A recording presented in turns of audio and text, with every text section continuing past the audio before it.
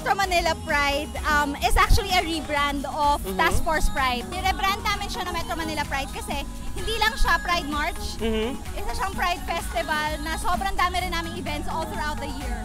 Can you expound yung yung theme natin ngayon, Let Love In, kahit kanino, kahit kailan? Yeah, actually this year is the end of the 3-year love campaign.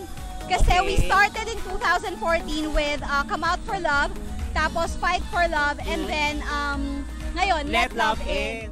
Hi mga Bax! Naantitikila kami Chumay sa Agrifina Circle para makiselebrate sa Metro Manila Pride 2016. At first time ko ngayon, Chumay, umarte ako ng kachuchi ng mga kachuchi pack, diba? Para ma-learn natin kung ano bang mga kaganapan di Tembang.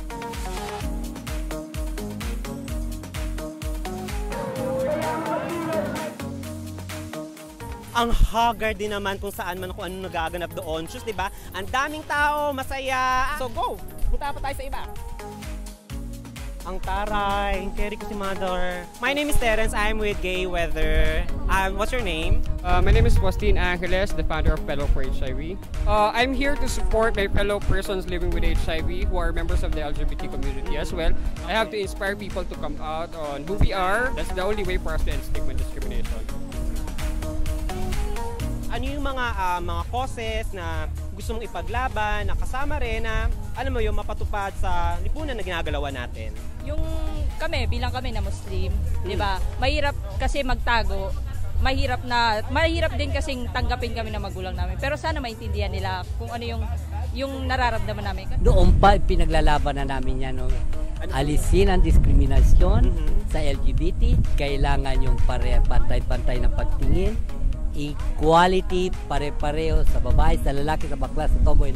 Isa sa mga hinihingi talaga namin sa sino man may puso dyan, bahay para sa mga bakla na nire-reject na ng mga pamilya. Ang special stance ng Akbayan Youth for this Pride is anti-hate speech, and we're against that there is a legislator in the government na nasasabi niya na mas masahol sa hayop ang mga LGBT, and like hindi naman yung totoo. Bakit po kayo nandito? Kasi naman, hindi ba? Hindi naman tunay na malaya ang bayan pag mayroong ilang sexual minority na naiiwan. Ang tunay na bayang malaya, lahat kasali. So dapat ang LGBTQIA na community kasali. So sinusulong natin dito ang celebration of love. Ang celebration ng pag-ibig sa lahat ng kanyang uri ng pag-ibig. Love has no gender. Ano yung mga kailangan kong expect sa parade na to? So expect na may music, may mga magcha-chant ng mga LGBT parang sa rally pero mas masaya. Meron ding mga magkakantahan, and baka meron din tayong ma-encounter ng mga fundamentalists. Yung mga religious fundies. Pero generally it's safe, it's friendly, it's fun. And dapat every year bumalik ka. Ang forever ko ito na yun. Okay. How's the pride in other country compared to here? We're loud. Really? We're loud. Everyone's loud, but we have a particularly proud pride. And it's just to spread the fact that we love, we exist, we have our place in the world, and we're not gonna go away. So hopefully people will join us in our struggle for true, real, meaningful equality. Anong ine-expect naman namin for next year? Secret!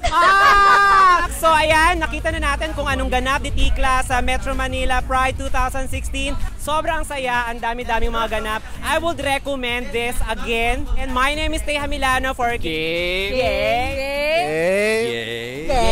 Weather!